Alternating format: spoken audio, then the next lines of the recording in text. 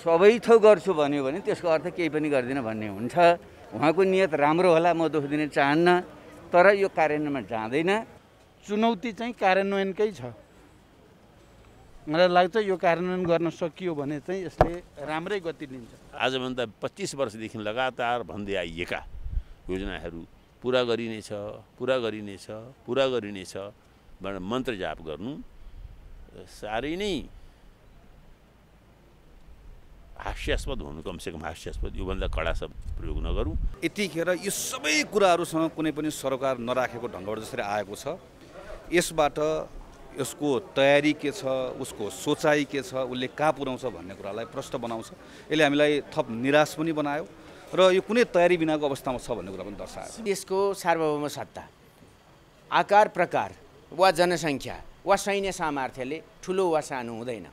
समान सार्वभौमिक सत्ताहरूलाई सम्मान गरिनुपर्दछ र तथ्य र प्रमाणका आधारमा हामीले भनिरहेका छौँ। हामीलाई मन लागेर कुनै जमिन लोभ लागेर त्यो मागेको होइन र हाम्रो जमिन बन्जरै होस्, ढुङ्गा नै होस्, तर पनि हाम्रो पुर्खाले हिजो वीरतापूर्वक जोगाएको जमिन, त्यसको सार्वभौम सत्ता सरकारले जोगाउनु पर्दछ। नेपाली जनताले हामीले जे अपेक्षा गरेका छौँ, जे खोजेका छौँ, जुन सीमा विवाद भइरहेछ त्यो हाम्रो मुलुक हो, हाम्रो भूमि हो, हामीले हाम्रो लिन्छौँ भन्ने खालको कुरा स्पष्ट रूपमा नीति तथा कार्यक्रममा यो कुरा आएको छ। र फेरि बिचमा अलिकति विवादहरू आएको हुनाले त्यसलाई पुनर्पुष्टि गरेको छ र आवश्यकता अनुसार त्यसको नक्सा समेत प्रकाशित गर्ने जुन घोषणा नीति कार्यक्रम मार्फत भएको छ, यसले सिङ्गो नेपालीहरूलाई उत्साहित बनाएको छ। नीति कार्यक्रममा आएका कुराहरू समग्रमा र राम्रा आएका छन्। अब अहिलेको कोरोनाको महामारीले विश्व अर्थतन्त्रमा पार्ने प्रभाव, त्यसबाट नेपालमा पर्ने प्रभाव, अब यो 77-78 को नीति कार्यक्रम जुन नेपाल सरकारको आज सम्माननीय राष्ट्रपतिज्यू मार्फत संयुक्त संसदमा को बैठकमा प्रस्तुत भएको छ, यो नीति कार्यक्रमले मूलत अब अहिले विश्वव्यापी रूपमा कोभिड-19 को जुन महामारी छ, तर नेपाल पनि त्यसबाट प्रभावित भएको छ। त्यसले नेपालको अर्थतन्त्रमा प्रभाव पारेको छ, कृषि तन्त्रमा प्रभाव पारेको छ, पर्यटनमा पारेको छ र समाजको सम्पूर्ण क्षेत्रमा त्यसको एउटा नकारात्मक प्रभाव छ। र मूलत यो नीति कार्यक्रमले त्यसलाई रोकथाम गर्ने, नियन्त्रण गर्ने र आगामी दिनमा अर्थतन्त्रलाई फेरि पुनर्स्थापित गर्ने कुरामा यसले फोकस गरेको छ। त्यसो गर्दा मूलत आगामी दिनमा हामीले सार्वजनिक क्षेत्रहरूलाई अझै बलियो बनाउनुपर्छ। शिक्षा, स्वास्थ्य जस्ता कुराहरूमा बढी नै हामीले लगानी गर्नुपर्छ भन्ने फोकस यो नीति कार्यक्रमले गरेको छ। रोजगारी सृजना हुने खालका कार्यक्रमहरू, त्यो पर्यटन क्षेत्रका, उद्योग क्षेत्रका, कृषि क्षेत्रका कार्यक्रमहरूमा यसले जोड दिएको छ। साथै अब आत्मनिर्भर अर्थतन्त्र निर्माण गर्ने कुरामा यसले जोड दिएको छ। साथै अब यो नीति कार्यक्रमले आजको राजनीतिक प्रणाली कस्तो प्रणाली हो भन्ने कुराको पनि जो संविधानमा केही कुरा उल्लेख भएका छन् त्यसको व्याख्या गरेको छ। अहिलेको लोकतन्त्र भनेको सामाजिक न्यायसहितको लोकतन्त्र हो, समानतासहितको लोकतन्त्र हो, समावेशी लोकतन्त्र हो र यसले मुलुकका सबै वर्ग समुदायलाई प्रतिनिधित्व गर्ने, उनीहरूको अधिकारलाई सुनिश्चित गर्ने लोकतन्त्र हो। र हामी विकासलाई पनि खालि विकासको रूपमा मात्रै बुझ्दैनौँ कि सामाजिक न्यायसहितको विकासको कुरालाई अगाडि बढाउँछौँ भन्ने नीति कार्यक्रमले दिएको छ। र यो नीति कार्यक्रम मूलतः हाम्रो संविधान, त्यस्तै एउटा चाहिँ हाम्रो वाम घोषणापत्र र अहिलेको राष्ट्रिय आवश्यकतामा आधारित छ। र पछिल्लो उसमा नीति कार्यक्रमको अन्तिमतिर आउँदा केही महत्त्वपूर्ण प्रस्तावहरू जुन नीति कार्यक्रम मार्फत आएका छन् त्यो आजको देशभित्र र देशबाहिरको चासोहरूलाई त्यसले सम्बोधन गरेको छ।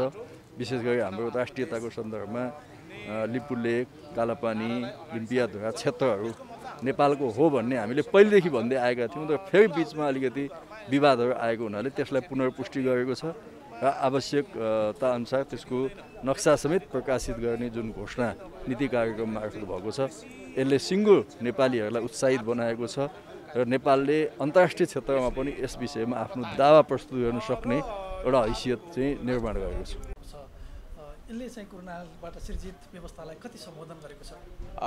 मूलभूत रूपमा तपाईँले सरकारको नीति र कार्यक्रम सुन्नुभयो भने यसपल्ट कोरोनामय नै भएको छ। खास गरिकन कोभिड-19ले विश्व अर्थतन्त्रमा पार्ने प्रभावको पनि समीक्षा छ र नेपालमा पार्न सक्ने प्रभावको बारेमा पनि समीक्षा छ। साथसाथै हाम्रा चुनौतीहरूलाई पनि त्यसले किटान गरेको छ। हामीले कस्ता चुनौतीहरूको सामना गर्नुपर्छ।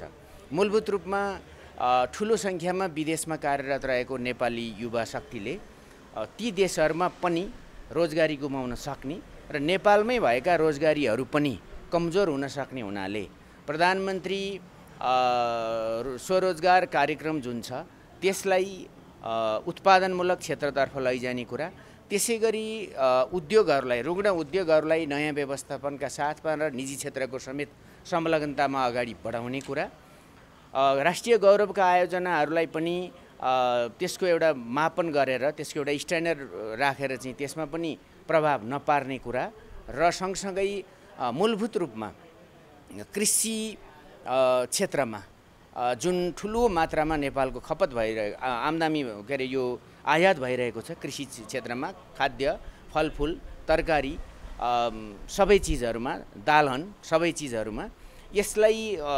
आयातलाई प्रतिस्थापन गर्नका निम्ति अपनाउनु पर्ने मेजरमेन्टहरूको बारेमा पनि सरकारले पर्याप्त ध्यान दिएर विषयवस्तुहरूलाई समेटेको छ र सँगसँगै केही अरू नयाँ योजनाहरू पनि आएका छन्। खास गरी युवा लक्षित जस्तो कि मास्टर गरेका नेपाली युवा विद्यार्थीहरूलाई आफ्नो देशको भूगोल, अर्थतन्त्र, उत्पादन, श्रम सम्बन्ध सम्पूर्ण बारेमा जानकारी गराउनको निम्ति र उनीहरू रोजगारीको खोजीमा निस्किने कुरा र उनीहरूले रोजगारी नपाउने कुरालाई पनि मध्यनजर गरेर तिनलाई पनि परिचालित गर्ने खालका कुराहरू भएका छन्।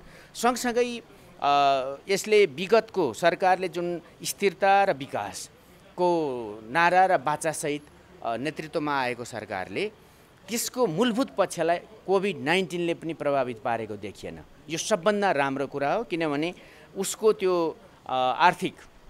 सरकारको आर्थिक वृद्धि दर अब हाम्रोमा करिब 2.3 वा 2.5 को आर्थिक वृद्धि दर त फेरि पनि कायम हुन्छ भन्ने छ। त्यसो भएको हुनाले सरकार नलपकाइकन दृढतापूर्वक अगाडि बढेको छ। सँगसँगै राष्ट्रियतालाई सम्वर्धन गर्ने कुरा, हाम्रा सीमाहरूलाई र हाम्रा ऐतिहासिक तथ्य र प्रमाणहरूको आधारमा चाहिँ त्यसलाई चाहिँ पुनर्स्थापित गर्ने कुरा, आफ्नो नक्सा जारी गर्ने कुरा र कूटनीतिक माध्यमद्वारा नेपालको सार्वभौमिकताको रक्षा गर्ने कुरामा पनि सरकारले नीति कार्यक्रम मार्फत दृढता व्यक्त गरेको छ। त्यसो भएको हुनाले अब खोट लाउनको निम्ति भन्न सक्छन् कैयौँ कुराहरू पुरानै आए भनेर, पुराना भित्रको निरन्तरता हो यो। किनभने यो सरकारले 5 वर्षभित्र जे गर्छु भनेको हो, सरकारको मध्यावधि समीक्षा पनि हो। किनभने दोस्रो बजेट विदेशसँगको सम्बन्ध र सीमा विवादलाई निरूपण गर्नलाई खास के छ त्यसको? यसमा एकदम हामी स्पष्ट हुनुपर्दछ। विदेशीसित भन्नाले हरेक देशको सार्वभौम सत्ता, आकार प्रकार वा जनसङ्ख्या वा सैन्य सामर्थ्यले ठुलो वा सानो हुँदैन। समान सार्वभौमिक सत्ताहरूलाई सम्मान गरिनुपर्दछ र तथ्य र प्रमाणका आधारमा हामीले भनिरहेका छौँ। हामीलाई मन लागेर कुनै जमिन लोभ लागेर त्यो मागेको होइन र हाम्रो जमिन बन्जरै होस्, ढुङ्गा नै होस्, तर पनि हाम्रो पुर्खाले हिजो वीरतापूर्वक जोगाएको जमिन, त्यसको सार्वभौम सत्ता सरकारले जोगाउनु पर्दछ। त्यसो भएको हुनाले यसलाई सम्बन्धसित जो असल मित्रताको कुरा जस्तो भारतले नै भनेको छ नि, किनभने मोदीजीले पहिलोपल्ट प्राइम मिनिस्टरसिपको शपथ ग्रहण गरिरहँदा उहाँले छिमेकी फर्स्ट भन्नुभएको थियो। त्यो नीति अनुसरण गर्नासाथ यो प्रब्लमै केही हुँदैन। अर्को 1618 यो सुगौली सन्धि, त्यो सुगौली सन्धिले निर्धारण गरेको कुरा जे छ त्यो कुरामा हामी अगाडि बढ्नुपर्छ भन्ने हो। भारतसितको कुरा, चीनसितको कुरा पनि त्यही हो र बाँकी विश्वसितको पनि कुरा त्यही हो। हामीले समान अस्तित्वको र सिङ्गो मानव जातिको हित रक्षाको निम्ति सहकार्य गर्ने कुरा हो। आजको दुनियाँ अन्तर्निर्भर हो, परनिर्भर पनि होइन र संरक्षणवादले मात्रै पनि वा त्यसलाई अरू कारणले मात्रै पनि रोक्न र छेक्न चाहिँ सक्दैन। त्यसैले हाम्रो मन, हाम्रो भूमि, हाम्रा तथ्य र प्रमाणहरूलाई मा जाने कुरा हो। जहाँसम्म अन्तर्राष्ट्रिय क्षेत्रको परिचालन चाहिँ कति हुनसक्छ आर्थिक विकासको निम्ति भन्ने कुरा चाहिँ हरेक देशहरूले यो सङ्कट चाहिँ भोगेका छन्। त्यसो भएको हुनाले द्विपक्षीय अनुदानका कुराहरूमा निश्चित रूपमा कमी आउनेछ, तर कतिपय चाहिँ संस्थागत ऋणहरू हामीले प्राप्त गर्न सक्नेछौँ। खास गरिकन एडिबी, वर्ल्ड ब्याङ्क, IMF लगायतका र केही द्विपक्षीयहरू पनि हामीले चाहिँ प्राप्त गर्नेछौँ, जसको सम्झौता भइसकेको छ र केही हुन पनि बाँकी छन्। जस्तो MCC जस्ता कुराहरूमा हामीले छलफल जारी छ, बहस जारी छ, तर पनि यसलाई हामीले हाम्रो ऊर्जातिर पनि जानुपर्छ। त्यसैले ऊर्जामा भइरहेको ठुलो खपतलाई चाहिँ हामीले ऊर्जा क्षेत्रमा भइरहेको ठुलो खपत जुन छ र त्यसमा ठुलो आयात पनि जुन छ, खास गरी पेट्रोलियम पदार्थ, त्यसको निम्ति पनि सरकारले राम्रा कुराहरू अगाडि सारेको छ। जस्तो चाहिँ पेट्रोलियम पदार्थहरू, त्यसपछि निर्माण क्षेत्रलाई प्रत्यक्ष प्रभाव पार्ने, जस्तो अहिले सिमेन्टमा हामी आत्मनिर्भर छौँ, अन्डामा हामी आत्मनिर्भर भयौँ, क्रमशः मासुमा, दुधमा आत्मनिर्भर हुँदै जाने, फलाममा आत्मनिर्भर हुँदै जाने, क्लिङ्करमा आत्मनिर्भर हुँदै जाने कुराहरूले चाहिँ हाम्रो अर्थतन्त्रलाई बुम नै गर्नेछ। किनभने हामीसित एउटा ठुलो युवा शक्ति, अहिले चाहिँ झन्डै 40% भन्दा बढी युवा शक्ति कार्यशील छ, त्यो चाहिँ क्षमतावान छ। कुनै पनि देशको सबभन्दा ठुलो सम्पत्ति त्यो हो। त्यसलाई सरकारले राम्रोसित ग्राफ्स गरेको नीति कार्यक्रममा देखिन्छ। त्यसैले अर्थतन्त्रमा पनि खास प्रभाव पर्दैन, राम्रो हुन्छ। अहिलेको आवश्यकता र अहिले हामीलाई अर्थात् नेपाली जनतालाई जे कुरा चाहिने थियो त्यो कुरो चाहिँ यो नीति तथा कार्यक्रमले दिएको छ। र अहिले हाम्रो विशेष गरेर अहिले पहिलो प्राथमिकता भनेको कोरोना भाइरस विरुद्धको लडाइँ, जसलाई हामीले कोरोनाको रोकथाम तथा नियन्त्रणको निम्ति जुन कामहरू गरिरहेको छ यसलाई प्राथमिकतामा राखेर अगाडि बढेको अवस्था छ। र अरू हाम्रो अर्थात् नेपाली जनताको लागि आवश्यकता अनुसार सबै विषयहरूमा बुँदागत रूपमा त्यो कुराहरू आएको छ। र समग्रमा भन्नुपर्दा यो नीति तथा कार्यक्रमले नेपाली जनताको भविष्य र नेपालको निम्ति एउटा सुनौलो दिन आउनेछ भन्ने कुरा हामी अपेक्षा गर्न सक्छौँ र हामीले यसरी नै अपेक्षा गरौँ। सम्पूर्ण हिसाबले पूर्ण छ भन्न खोज्नुभयो, कुनै कम कमजोरी छैन? अब केही कुरा त अब अझै पनि हामी छलफल हुन्छ। अब 3 दिनको लागि अर्थात् यो 4 गते, 5 गते, 6 गते हामी 3 दिन फेरि छलफल गर्छौँ। अब छलफल गर्दाखेरि केही कुराहरू त्यसमा थप्नु पर्ने भयो भने, त्यसलाई परिमार्जन गर्नुपर्ने भयो भने आवश्यकता अनुसार त्यो हुन्छ नै, र त्यो भइसके पछाडि पूर्णता प्राप्त गर्नेछ र नेपाली जनताले खोजे जस्तो समय आउनेछ भन्ने नै हो। अन्त्यमा यहाँलाई एउटा लिम्पिया धुरा, कालापानी लगायतको सीमा सुरक्षाको विषयमा बहुत चर्चाको विषय छ, त्यसलाई नीति कार्यक्रमले कसरी समेटेको छ, कस्तो रूपमा? यो नीति तथा कार्यक्रममा लिम्पिया धुरा अर्थात् नेपाली जनताले हामीले जे अपेक्षा गरेका छौँ, जे खोजेका छौँ, जुन सीमा विवाद भइरहेछ त्यो हाम्रो मुलुक हो, हाम्रो भूमि हो, हामीले हाम्रो लिन्छौँ भन्ने खालको कुरा स्पष्ट रूपमा नीति तथा कार्यक्रममा यो कुरा आएको छ। र आम नेपाली जनताको अपेक्षा र चाहना पनि यही हो र यो आवश्यकता हो र यही कुरालाई चाहिँ नीति तथा कार्यक्रममा समावेश गरिएको छ। गर्ने हो कार्यान्वयनमा हामी तीव्रतामा जान सकेनौँ, कार्यान्वयनका संस्थागत संरचनाहरू बनाउन सकेनौँ भने नीति कार्यक्रम आफैमा पूर्ण हुँदैन। नीति कार्यक्रमलाई पूर्ण गर्नका लागि संरचनागत विकास, सुशासन र समग्र जनपरिचालन महत्त्वपूर्ण कुरा हो।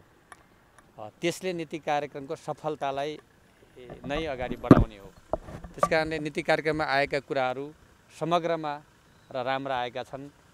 अब अहिलेको कोरोनाको महामारीले विश्व अर्थतन्त्रमा पार्ने प्रभाव, त्यसबाट नेपालमा पर्ने प्रभाव अझै कस्तो हुन्छ भन्न सकिँदैन। त्यो प्रभावको समग्र मूल्याङ्कन पछि मात्रै यो नीति कार्यक्रमले कस्तो गति लिन्छ भन्ने कुराको अनुमान गर्न सकिन्छ। अहिलेलाई नीति कार्यक्रम जो हामीले सुन्यौँ त्यो राम्रो छ र सबै क्षेत्रलाई समेटेको छ। फेरि पनि कार्यान्वयनका चुनौतीहरू हाम्रो अगाडि छन्। धन्यवाद।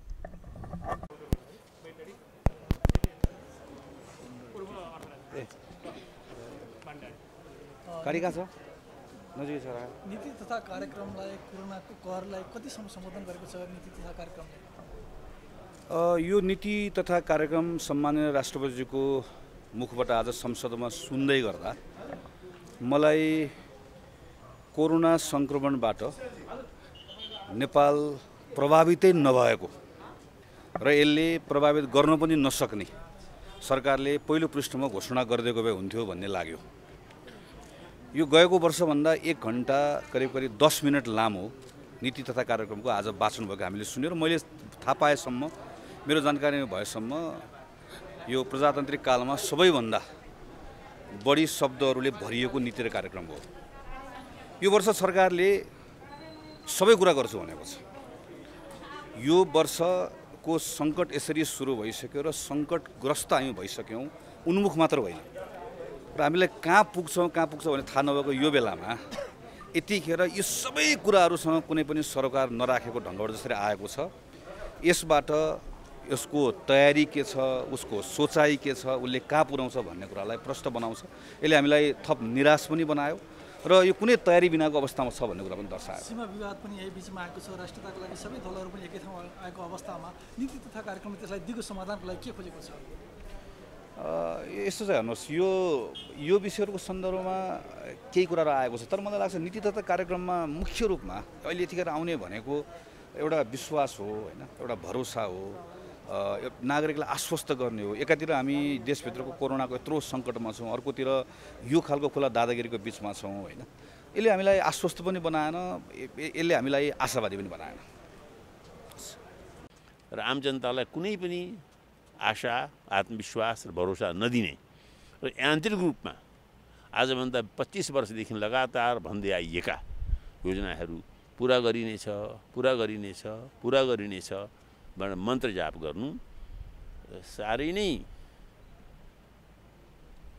हास्यास्पद हुनु, कमसेकम हास्यास्पद, योभन्दा कडा शब्द प्रयोग नगरौँ, हास्यास्पद खालको वक्तव्य छ यो, यति भन्न चाहन्छु। छ र फेरि उहाँले जुन ढङ्गको सुरुमा आफ्नो यति धेरै आत्मप्रशंसा गर्नुभयो, सबै ठिक थियो, अर्थतन्त्र पनि ठिक थियो, सुशासन पनि ठिक थियो, भ्रष्टाचार पनि थिएन, अन्तर्राष्ट्रिय सम्बन्ध राम्रो थियो भन्नुभएको छ। अब त्यही नै हो भने जो 2 वर्षको अनुभवले देखाएको छ त्यो सत्य होइन। त्यसले पछि जुन उहाँले सपना बाँड्नु भएको छ, क्षेत्रगत रूपमा कतिपय राम्रा कुराहरू पनि छन्, तर उहाँहरूको त्यही प्रकारको एउटा अवस्तुवादी मूल्याङ्कन आफूप्रति रहिरह्यो भने संरचनात्मक सुधार नगरिकन, प्रशासन यन्त्रमा आमूल परिवर्तन नगरिकन, भ्रष्टाचारलाई पूर्ण रूपले नरोकिकन र अहिले राज्य सत्तामा दोहन गर्नकै निम्ति सत्तामा जाने जुन प्रवृत्ति छ त्यसलाई परित्याग नगरिकन उहाँले भन्नुभएका कुरा कार्यान्वयन हुन चाहिँ सक्दैनन्। फेरि यति लामो नीति र कार्यक्रम जो संहितामा गइसकेपछि थुप्रै झिनामसिना कार्यक्रम पनि भनिएको छ जुन प्रदेश र स्थानीय तहमा आउँछन्। त्यस हिसाबले पनि यो संहिताको मर्म विपरीत पनि छ। त्यसैले पनि मैले अहिले ट्विटरमा भनेको के हो भने सबै थोक गर्छु भन्यो भने त्यसको अर्थ केही पनि गर्दिनँ भन्ने हुन्छ। उहाँको नियत राम्रो होला, म दोष दिन चाहन्न, तर यो कार्यान्वयनमा जाँदैन र अन्त्यमा जुन उहाँले भन्नुभएको छ तीव्र आर्थिक वृद्धि दर हासिल गरेर नेपाललाई यो चाहिँ सुखी र समृद्धिको दिशामा लाने छ भन्नुभएको छ। जबकि आर्थिक वृद्धि दरै अन्तर्राष्ट्रिय रूपमा 1% भन्दा तल झर्छ भनेको छ। कसरी आर्थिक वृद्धि दर तीव्र हुन्छ? त्यसैले यो चाहिँ एक प्रकारको झुटको पुलिन्दा जस्तो भयो। यो अत्यन्त दुःखद अवस्था भयो। आत्मसमीक्षा गर्नुपर्थ्यो, गरिएन र कतिपय राम्रा कुराहरू पनि त्यसमा बिराएर गए। त्यसैले यो नीति र कार्यक्रम निराशाजनक छ। आगामी दिनमा पनि देशको अवस्था उही नै रहन्छ। त्यसैले म यसबारे चिन्ता व्यक्त गर्न चाहन्छु। भएको छ, अब डिबेट हुन्छ।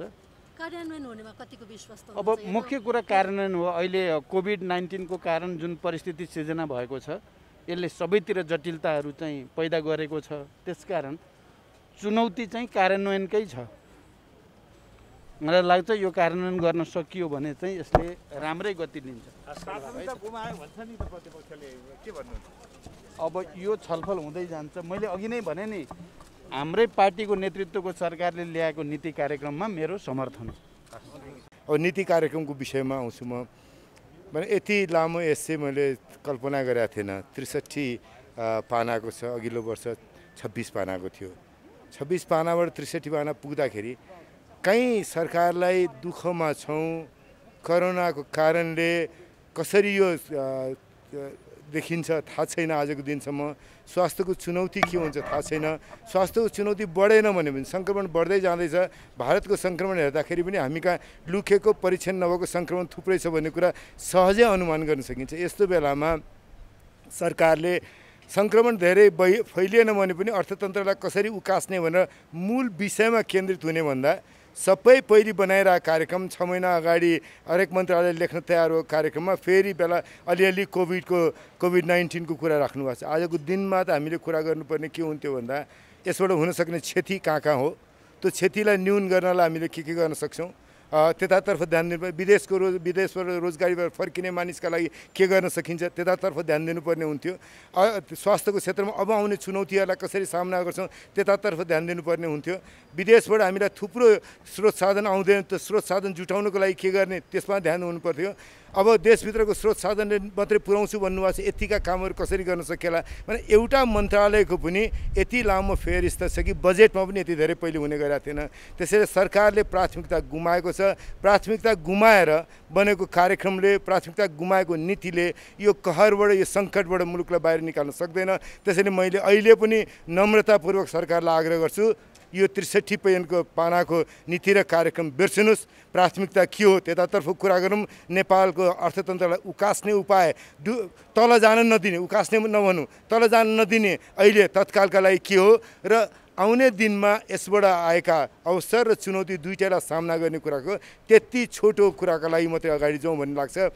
सीमा अतिक्रमणको बारेमा अन्तिमसम्म उहाँहरूको केही आएन, अन्तिममा आएर अलिकति बोल्नुभयो। हामीले भरोसा गर्ने ठाउँ अहिलेसम्म पाएको छैनौँ कि उहाँहरू सीमा अतिक्रमणको विषयमा साँच्चै गम्भीर हुनुहुन्छ भन्ने कुरा। सरकारले काम गरेर प्रमाणित गरोस्, हाम्रो सहयोग रहन्छ। म यति नै भनेर टुङ्ग्याउँछु। धन्यवाद।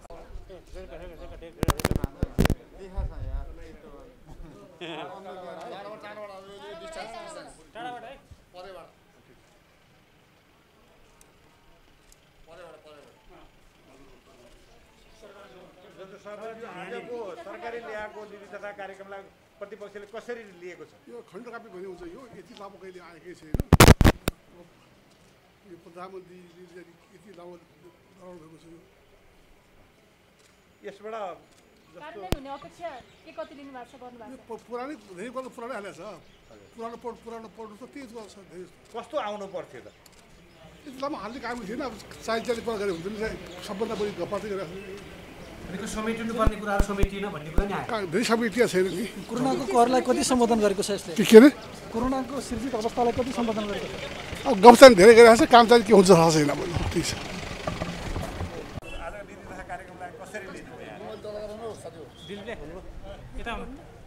यो त कस्तो देखियो भने नेपालको इतिहासमा सबभन्दा लामो कर्मकाण्डी नीति कार्यक्रम देखियो। देश एकातिर छ, सङ्कट एकातिर छ। यो नीति कार्यक्रम के हो? यो बिरबलको खिचडी जस्तो सबै थोक त्यसमा देखिएको राखिएको। के भन्छ यो नयाँ बोतलमा त्यो पुराना शराब भरिदिए जस्तै केही पनि नयाँपन देखिएको छैन। यो सबै पुरानो नीति कार्यक्रममा सुन्नु सबै थोक भेटाउँछ। एउटा चाहिँ नयाँ आएको छ है, त्यो गमला खेतीको कुरा चाहिँ नयाँ आएको छ। बाँकी सब त उस्तै त हो नि। त्यसले चाहिँ देश र जनता जुन यसले महामारीको सङ्कटमा छ, जुन हिसाबले देशको अर्थतन्त्र जोगाउनु पर्ने हो र जनताको जीवन रक्षा गर्नुपर्ने हो, त्यो हिसाबको चाहिँ केन्द्रित भएर नीति कार्यक्रम आएन के। यो त सबै थोक भनिदिएको छ, केही पनि नगर्नु। सबै थोक गर्छु भन्नुको मतलब केही पनि नगर्ने जस्तो देखियो के। त्यसैले यो नीति कार्यक्रमले चाहिँ देशको जुन आवश्यकता हो, जनताको आवश्यकता हो, जुन सङ्कट त्यसलाई पार गर्न सक्दैन। भ्रष्टाचार निर्मूल गर्ने, नियन्त्रण गर्ने प्रतिबद्धता अत्यन्तै कमजोर छ र खास गरी अब यो कोभिड-19 पछि जुन ठुलो सङ्ख्यामा बेरोजगारी समस्या उत्पन्न हुन्छ, किन वैदेशिक रोजगारीमा रहेका लाखौँ मानिसहरू फिर्ता आउन सक्ने अवस्था छ। त्यसकारणले रोजगार प्रवर्धनका कुनै ठोस कार्यक्रमहरू देखिएन। आयात प्रतिस्थापन गर्ने र निर्यात प्रवर्धन गर्ने खालका कुनै कार्यक्रमहरू छैनन्। र समग्रमा भन्ने हो भने यो नीति तथा कार्यक्रमले आशा जगाउने काम गर्न सकेन। जनतालाई चाहिँ यसले आशा जगाउँदैन र अरू कार्यक्रमहरू विगतकै कार्यक्रमहरूको निरन्तरता छ। धन्यवाद। अहिले कोभिड-19 को विषयहरू छ, सबै चिज राम्रो आएको छ। तर हाम्रो के छ भने यसमा कि यसलाई कार्यान्वयन छिटोभन्दा छिटो कति सक्दो छिटो हुन्छ, त्यसमा चाहिँ फरक चाहिँ त्यहाँबाट हुन्छ। किनभने हरेक साल आउने लिखित हुने तर कार्यान्वयन धेरै चिज भएको छैन। मेरो यसमा के छ भने अहिले आएको छ, तर जे जरुरी छ, जे चिज जस्तो आयो कि विदेशमा अलपत्र परेको नागरिकहरूलाई पनि हाम्रो दायित्व ल्याउने, उहाँहरूलाई छिटोभन्दा अहिले जुन कोभिडको समस्या छ त्यसमा आफ्नो नागरिकलाई कसरी सुरक्षित गर्ने त्यसमा चाहिँ बढी बजेट खर्च गर्नुपर्छ र अर्को जुन अब रोडको पुलको सबै आयो त्यो त हरेक सालको यो चिज हो तर अहिले जुन समय छ अलि फरक छ यो फरक समयमा चाहिने चिज चाहिँ पहिला गर्नुपर्छ यसमा चाहिँ कार्यान्वयन छिटो हुनु पर्यो प्र्याक्टिकली चाहिँ जानु पर्यो भाइरसको यो महामारी कारणले विश्व नै प्रताडित भएको छ र नेपालमा पनि यो दिनानुदिन सङ्क्रमित सङ्ख्या बढिरहेको अवस्था छ र यो नीति कार्यक्रमले यो महामारीको रोकथाम नियन्त्रणलाई फोकस गरेका छैन यो गत वर्ष जस्तो खालको नीति कार्यक्रम थियो त्यसैको चाहिँ नि यो पहिलो वर्ष दोस्रो वर्ष तेस्रो वर्षको तेस्रो भाग जस्तो आएको छ त्यहाँले यसले नेपाली जनताको रक्षा गर्नु सक्दैन त्यस कारणले जस्तो खालको संवेदनशीलता र गम्भीरता सरकारमा हुनुपर्ने हो खास गरेर यो शताब्दीकै सबभन्दा ठुलो चाहिँ महामारीको खिलाफमा नेपाली जनतालाई रक्षा गर्नका लागि सरकारको नीति र कार्यक्रमको केन्द्र नै कोरोना भाइरस महामारीको रोकथाम नियन्त्रण र यसको प्रभाव र दुष्प्रभावलाई चाहिँ रोक्नका लागि हुनुपर्ने थियो जस्तो आशा चाहिँ नि हामीले गरेका थियौँ नेपाली जनताले जस्तो खालको आशा गर्नुभएको छ त्यस्तो खालको आएन कतिपय अवस्थामा त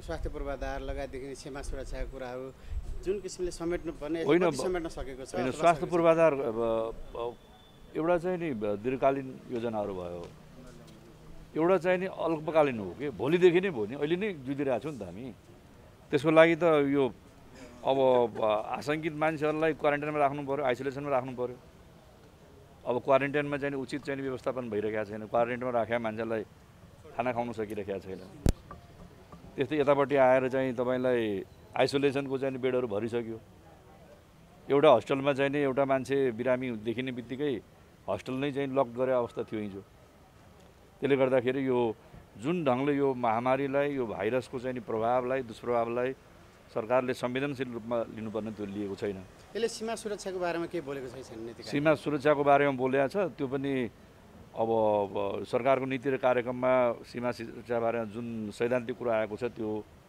पोजिटिभै छ तर अब त्यसलाई उहाँहरूले गर्न सक्नु पर्यो खास गरेर अब भारत र चीनले हाम्रो भूभागमा चाहिँ नि अब बाटो बनाउने जुन सहमति गरे नाका खोल्ने जुन सहमति गरे त्यो सहमति अन्तर्गत चाहिँ नि तपाईँलाई त्यो दुईटा देशको चाहिँ सहमतिलाई नै हामीले अस्वीकार गरे हो र अस्वीकार गरिसकेपछि हाम्रो भूभागलाई चाहिँ नि हामीले त्यहाँ भारतलाई चाहिँ नि बाटो बनाउन दिने या भारतले अतिक्रमण गर्दा पनि हामीले सहेर बस्ने कुरै छैन जस्तो कृषि र रोजगारी सिर्जना गर्ने सन्दर्भमा पनि केही बोलेको देखिन्छ यो सन्दर्भमा चाहिँ होइन कृषिलाई त कस्तो भने तत्काल कृषि चाहियो के अहिले चाहिँ तपाईँलाई उत्पादन घट्या